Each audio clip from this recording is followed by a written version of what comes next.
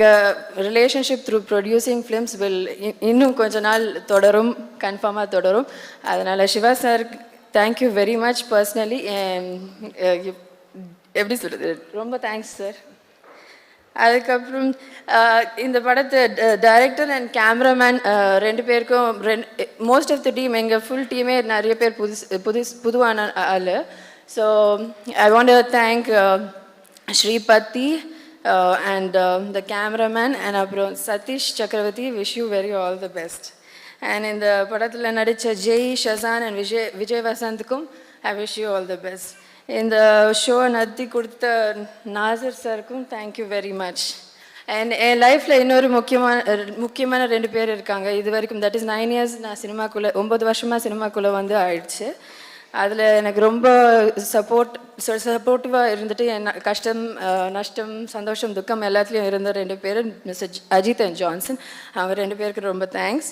And எங்கள் press ஆளுங்க plus media and மிச்சம் எல்லாருக்கும் ரொம்ப தேங்க்ஸ். நன்றி.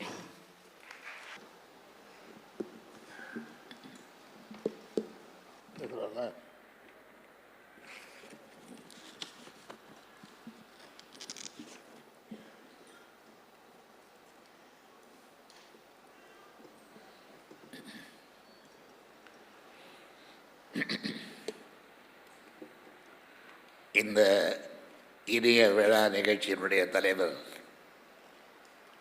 இயக்குனர் தம்பி ராமநாராயணன் அவர்களே, திரைப்படத்தினுடைய பாடல்கள் தொகுப்பை பெற்றுக்கொண்டு உரையாற்றிய இளைய தளபதி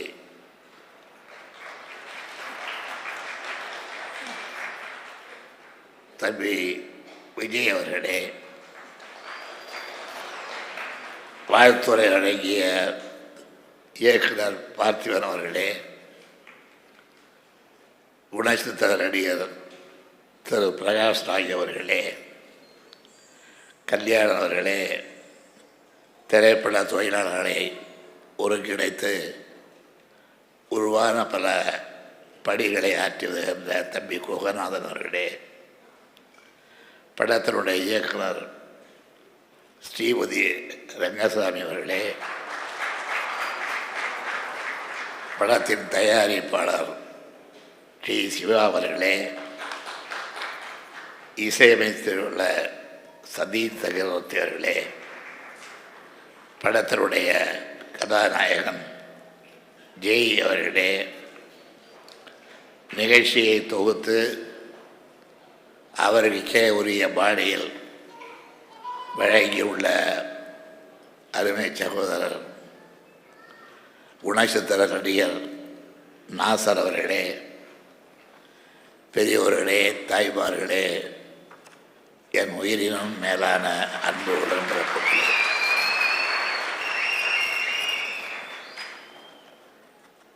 திரைப்பட விழாவிற்கு நான் உரிய நேரத்தில் குறித்த நேரத்திலே வந்துவிடக்கூடியவன் என்றாலும் கூட இந்த விழாவுக்கு சற்று தாமதமாவதற்கு காரணம், கனிமொழி பிறந்ததே நாங்கள் கவலையோடு காத்திருந்த போது தாமதமாக பிறந்ததுதான்.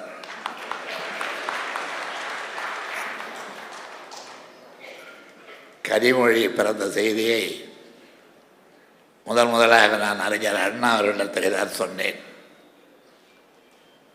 உலகத் தமிழ் மாநாடு, அந்த மாநாட்டினுடைய ஊர்வலம் 1968ஆம் ஆண்டு சென்னை மாநகரத்தில் ஜாகிர் ஹுசேன் தலைமையில், அண்ணா முன்னிலையில், காமராஜர் போன்ற பெருந்தலைவர்களெல்லாம் அமர்ந்து அந்த கண்கொள்ளா காட்சியை காணும்போது நானும் அண்ணா அவர்களோடும் மற்ற தலைவர்களோடு அமர்ந்திருந்த நேரத்தில் மருத்துவமனையில் இருந்து எனக்கு செய்தி வந்தது, உங்களுக்கு பெண் குழந்தை பிறந்திருக்கிறது என்று. இந்த கனிமொழி என்கின்ற பெயரில் எனக்கு எப்போதுமே ஒரு பற்று பாசம் உண்டு. நான் எழுதியுள்ள பல கதைகள் சிறுகதையானாலும் பெருங்கதையானாலும் அது கதாநாயகனுடைய பெயரோ அல்லது முக்கிய ஒரு பெண் பாத்திரத்தினுடைய பெயரோ கனிமொழி என்றே இருக்கும். இப்படி பல பெண் பாத்திரங்களுக்கு கனிமொழி என்று பெயர் வைத்து அதன் மூலமாக மகிழ்த்தனால் உள்ளபடியே ஒரு கனிமொழி பிறந்திருக்கிறது என்று செய்தி வந்தவுடன் நான் மருத்துவமனையில் இருந்தவர்களுக்கு என் மனைவிக்கு நான் சொல்லி அனுப்பியது, நான் அண்ணா சாலை அப்பொழுது, அதற்கு முன்பு மவுண்ட் ரோடு, அங்கிருந்து பேசுகிறேன். குழந்தைக்கு ஏற்கனவே நான் சொன்னபடி கனிமொழி என்றுதான் பெயர் என்று குறிப்பிட்டேன். ஒருவேளை உலக தமிழ் மாநாட்டை ஒட்டி பிறந்த பெண் குழந்தை என்ற காரணத்தாலோ என்னவோ அந்த கனிமொழி இன்றைக்கு உலக புகழ் பெறுகின்றவர்களுடைய ஒருவராக விளங்கி வருகின்றார். பெற்றவர்களுக்கு அதில் ஏற்பட்டிருக்கின்ற மகிழ்ச்சி கொஞ்சம் நஞ்சம் அல்ல, உங்களுக்கு தெரியும். இந்த படத்திற்கு கனிமொழி என்று பெயர் வைத்து என்னை அழைத்த போது நான் கேட்டேன், இந்த படத்தினுடைய தயாரிப்பாளராக நேரடியான தயாரிப்பாளரோ மறைமுகமான தயாரிப்பாளரோ விஜயா தாயன்மை போன்றவர்களை கேட்டேன். கனிமொழி இடத்தில் இந்த பெயருக்கு பர்மிஷன் அனுமதி வாங்கிவிட்டேயா என்று கேட்டேன். அனுமதி வாங்க வேண்டுமா, தேவையில்லையே என்றார்கள். படம் நன்றாக இருக்க வேண்டும், எல்லோரும் பாராட்ட வேண்டும், அப்படி இருந்தால் தான் கனிமொழி என்ற பெயர் பொருந்தும் என்று சொன்னேன். கனிமொழி இன்றைக்கு இந்த விழாவிற்கு வந்திருக்க வேண்டும், வரவில்லை. அது கனிமொழி பின்பற்றுகின்ற ஒரு இலக்கணம். தன்னை பாராட்டுகின்றவர்கள், தன்னை புகழுகின்றவர்கள் அல்லது பாராட்டுவதற்காக நடைபெறுகின்ற விழாக்கள் இவைகளில் கலந்து கொள்ளாமல் சமாளிப்பது, அவர்களுக்கு போக்கு காட்டி வேறு இடத்திற்கு சென்று விடுவது கனிமொழியினுடைய வாடிக்கை. அப்படித்தான் இன்றைக்கு நாளைக்கு டெல்லி பயணம் இருந்தாலும் கூட இல்லை அப்பா நான் இன்றைக்கே டெல்லிக்கு போக வேண்டும் என்று மாலை விமானத்திலே டெல்லிக்கு கனிமொழி போய்விட்டார்கள். பிறகுதான் தெரிந்தது எனக்கு டெல்லி பயணம் முக்கியம் இல்லை, இந்த படத்துக்கு தான் வரக்கூடாது, இந்த விழாவினை கலந்து கொள்ளக்கூடாது, தன்னை யாரும் புகழ்வதை கேட்கக்கூடாது என்கின்ற அந்த எண்ணத்தினாலே தான் கனிமொழி இன்றைக்கு வரவில்லை. நான் அந்த மனப்பாங்கை பாராட்டுகின்றேன். எனக்கு அது மிகவும் பிடித்த மனப்பாங்கு. ஆனால் எனக்குள்ள சங்கடம் என்னை உட்கார வைத்துக் கொண்டே நம்முடைய கலை உலக நண்பர்கள் பாராட்டுவதும் போடுவதும் போற்றுவதும் கூடுமானால் என்னை பற்றிய வாழ்த்துக்களை அச்சடித்தே கொண்டு வந்து பாடுவதும் என்ற அளவிற்கு நிலைமை வளர்ந்திருக்கிறது. இதை நான் கட்டுப்படுத்த முடியவில்லை. நான் கட்டுப்படுத்த முடியாமல் தவிக்கிறேன். அதே நேரத்தில் இந்த புகழையும் பெருமையும் இந்த பாராட்டுகளையும் தாங்கிக் கொள்ள முடியாமல், தங்களுடைய கோபத்தை கட்டுப்படுத்த முடியாமல் பல பேர் திறந்த அறிக்கைகள் விட்டு கொண்டிருக்கிறார்கள். அதுவும் உங்களுக்கு தெரியும். நான் அவைகளை எல்லாம் பற்றி கவலைப்படுவதில்லை.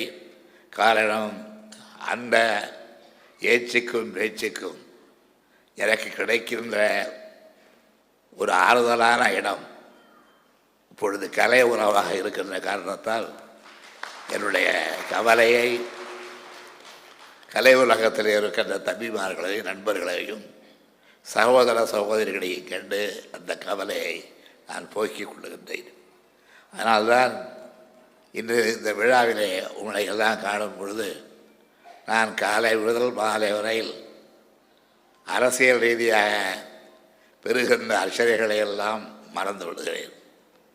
உங்களுடைய போற்றுதலும் புகழுரையும் என்னை மேலும் மேலும் வலுப்பெற செய்யும், மேலும் மேலும் ஊக்கம் பெற செய்யும் என்ற நம்பிக்கை எனக்கு இருக்கிறது. 1970ஆம் ஆண்டு வாக்கில் எழுத ஆரம்பித்தேன். இதுவரையிலே எழுதி கொண்டிருக்கின்றேன். இன்னும் என்னுடைய பேனாவுக்கு ஓய்வில்லை. எழுதி கொண்டே இருக்கிறேன். எழுதி கொண்டே இருப்பேன்.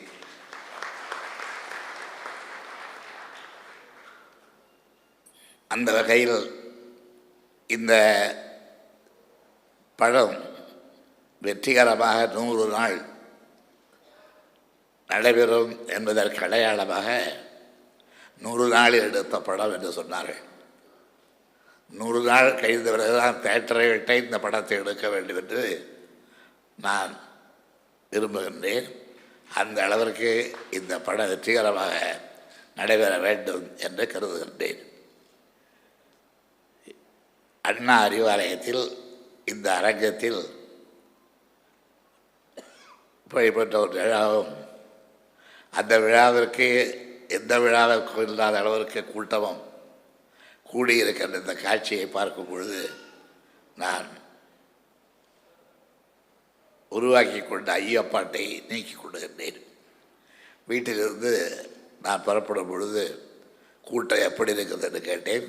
கூட்டம் ஒன்றும் அதிகம் இருக்காது என்ற நம்பிக்கையோடு கேட்டேன். அது நிலைமை எழுகிறது என்றார்கள். நிலைமை எழுந்தால் உடனடியாக வரப்போய் சேர வேண்டும் என்று அவசரமாக புறப்பட்டு உடனடியாக வந்து இந்த விழாவிலே கலந்து கொண்டிருக்கின்றேன். இந்த விழாவிலே பல்வேறு காட்சிகளை, பல்வேறு பாடல்களை, பல்வேறு தந்திரங்களை பயன்படுத்தி இந்த துறையிலே இளையவர்களாக இருந்தாலும் கூட முதியவர்கள் பெற்றிருக்கின்ற ஆற்றலை, அறிவை, அந்த திறமையை காட்டியிருக்கின்றார்கள் என்பதும் தொடர்ந்து காட்டப் போகிறார்கள் என்பதும் என்னுடைய ஆழ்ந்த நம்பிக்கையாகும். ஒரு காலத்திலே அந்த கீற்று கொட்டகையில் தரை டிக்கெட்டில் இருந்து பெஞ்சு டிக்கெட் வரையில் விலை கட்டணம் 4 நாளில் தொடங்கி 4 ரூபாயோடு முடிந்துவிடும். இன்றைக்கு இது 400, 500 என்றெல்லாம் சென்றிருக்கிறது என்பதை நான் அறிவேன். அதற்கான அனுமதியையும் என்னுடைய அரசிடம் என்னுடைய நண்பர்கள் பெற துடிப்பதையும் நான் அறிவேன்.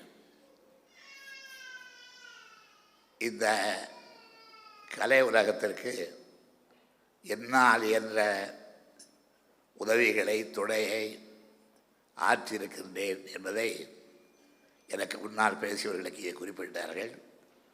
அதிலும் சிறப்பாக கலை உலகத்திலே எந்த நடிகரை இன்றைக்கு உருவாக்கியிருக்கிறோமோ, எந்த நடிகர்களை எல்லாம் இன்றைக்கு வாழ வைத்திருக்கிறோமோ, அதைவிட பெரிய காரியமாக திரைப்பட தொழிலில் ஈடுபட்டிருக்கின்ற தொழிலாளர்களுக்கு ஏறத்தாழ ஒரு 100 ஏக்கர் நிலம் வழங்க வேண்டும் என்று வைத்த கோரிக்கையை ஏற்று அதற்கு அந்த கோரிக்கையின்படி அந்த நிலத்தை அவர்களுக்கு வழங்கி அவர்கள் அதற்கு வீடு இட்டு அஸ்திவாரம் போடுகின்ற விழா மிக விரைவிலே நடைபெற இருக்கின்றது.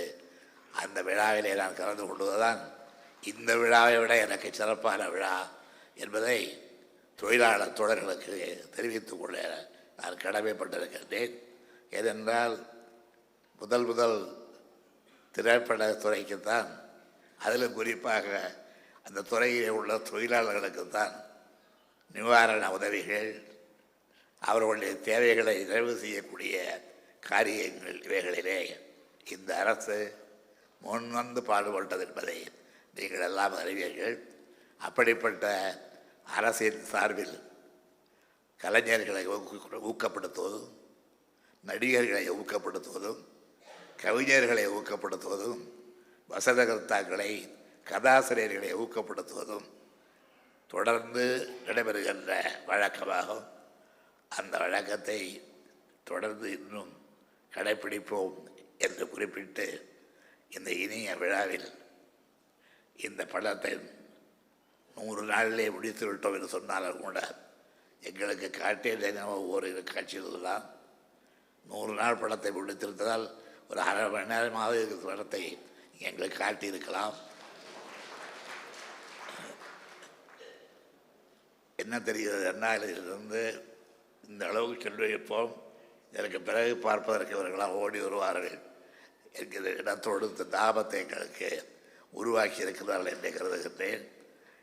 இந்த படத்தில் பணியாற்றி இருக்கின்றவர்களெல்லாம் இளைஞர்கள், வயதானவர்களை யாரும் இல்லை, வாலிபர்கள், எனக்கு தெரிந்த குடும்பங்களைச் சேர்ந்தவர்கள், என்னுடைய சுற்றத்தார் என்று கூறக்கூடிய அளவுக்கு என்னோடு இருப்பவர்கள், என் வாழ்க்கையிலே என்னுடைய வசந்த காலம், கோடை காலம், வறுமையான காலம், வறண்ட காலம் அத்தனையிலும் என்னோடு இருந்து என்னுடைய பணியை பாராட்டி கொண்டிருப்பவர்கள் அவர்களெல்லாம் இந்த விழாவிலே கலந்து கொண்டிருப்பதை காணும்பொழுது நான் மிகுந்த மகிழ்ச்சி அடைகின்றேன். நம்முடைய தம்பி விஜய் பேசும்பொழுது குறிப்பிட்டார், நான் ஒரு குடும்ப தலைவனாக இருந்து நேரு குடும்பத்தை போல இங்கே என்னுடைய குடும்பமும் அரசியலில் நாட்டு மக்களுடைய தொண்டில் ஈடுபட்டிருக்குது என்று தம்பி விஜய் பேசும்பொழுது குறிப்பிட்டார். குடும்பமாக இருப்பதுதான் தொல்லை. பல பேர் அந்த வாய்ப்பு இல்லாத காரணத்தால், அந்த வாய்ப்பை ஏற்படுத்தி கொண்டாத காரணத்தால் எதற்கெடுத்தாலும் என்னை பற்றி பேசணும் என்றால் என்னை பற்றி சாட்டுகின்ற பெரிய குற்றச்சாட்டை நான் குடும்பஸ்தன் என்பதுதான். அவர்களுக்கு அது வாய்க்கவில்லை என்பதற்கு என்னுடைய குற்றவாளர் அல்ல. ஆனால் இந்த நல்ல நேரத்தில் அதை எல்லாம் நினைவுபடுத்த வேண்டுமா என்று கேட்பது எனக்கு புரியாமல் இல்லை, புரிகிறது. ஆகவே அதை நிறுத்தி கொண்டு வாழ்க கனிமொழி, வெற்றி பெறுக கனிமொழி என்று குறிப்பிட்டு இந்த படத்தினுடைய தயாரிப்பாளர்கள், இசையமைப்பாளர், இயக்குனர், கதாசிரியர் அத்தனை பேரும் இந்த வெற்றியிலே பங்கு பெற்று வாழ்வார்கள் என்ற ஆழ்ந்த நம்பிக்கையை தெரிவித்து இந்த அளவில் விடைபெற்றுக் கொள்ளுகின்றேன். நன்றி, வணக்கம்.